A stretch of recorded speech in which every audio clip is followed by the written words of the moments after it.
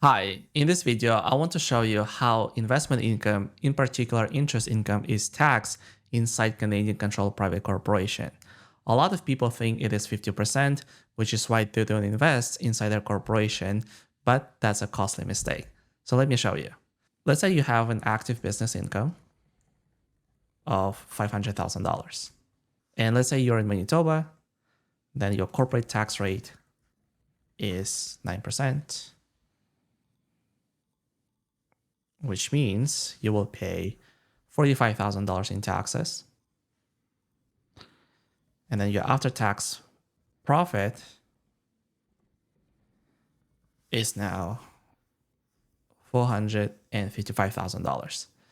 Now, you have two choices here. You can keep this money inside your corporation, or you can pay it out as a dividend. Option one. Right? So a lot of people distribute as dividends and then they invest personally, they buy rental properties, but then they have to pay that personal tax. And the reason why they do that is because they're afraid of paying 50% tax on investment income if they generate inside the corporation. But let me show you how it actually looks like. So let's say we keep all of this inside the corporation and then invest, and then we generate interest income of $100,000. Our corporate tax rate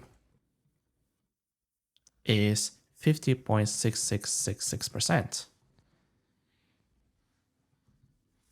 So yes, at first glance, it does look like we're paying $51,000 in taxes here. But this corporate tax is broken down into two buckets: refundable tax and permanent tax. Refundable tax is 30.6666%. Or in this case is $30,000. And permanent tax is whatever is left. In this case is 20%. So this tax rate will be the same for all provinces, whereas the permanent tax will change because the corporate tax is different. So in this particular case, we will pay $20,000 in permanent taxes. So this permanent tax will go to government's pocket and you will never see it again. But this one goes to non-eligible refundable dividend tax on hand, NERTO. So this is a notional account. It just goes to the government, but you are entitled to get it back, right? So there are two options here. Option one, keep money inside the corp. So in this case, you will have $100,000 less corporate tax. So you have $49,000 after taxes that you can use to reinvest. Plus you have this $30,000 sitting in the government's bank account. And option two, you can distribute as non-eligible dividends. But this one, you can actually distribute $100,000 less corporate tax plus the refundable tax, which is $80,000. As you can see, you only pay $20,000 in taxes here. But of course, you will then have to pay personal tax on this $80,000. The point here is that the corporate tax rate is not 50%, at least it's not a permanent tax, it's only 20%. So it's still a good idea to keep after-tax profit that has been subject to corporate tax only inside the corporation to reinvest. Now, how does this refundable tax works, right? So let's say you have a NERTO balance, in this case, $31,000. When you declare a dividend, let's say $10,000, you will get a dividend refund. And the dividend refund is the lower of one NERTO balance. Let me just move it here. So NERTO balance or 38.33% of dividend declared. So 38.33%. And then let's just put the formula equal minimum.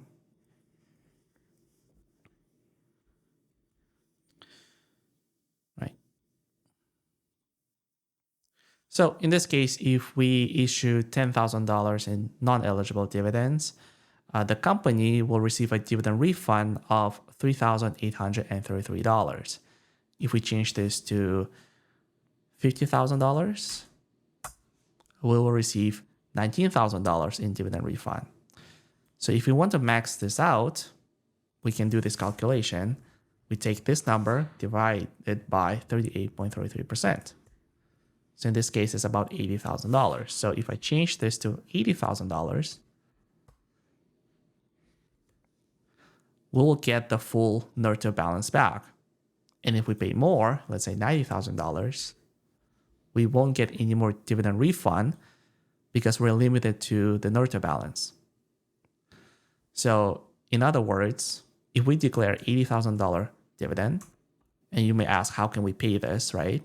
Because we only have $50,000 cash. Well, we have $50,000 cash, and then by declaring this $80,000 dividend, the government will give us a dividend refund of $80,000. So this plus this equal to almost $80,000, right? So that's how interest is taxed inside the Canadian controlled private corporation.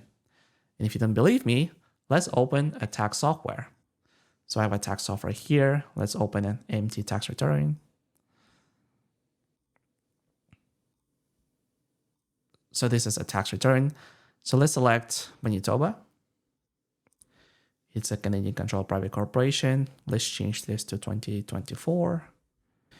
And now let's go to Schedule 125, where we report our income statement.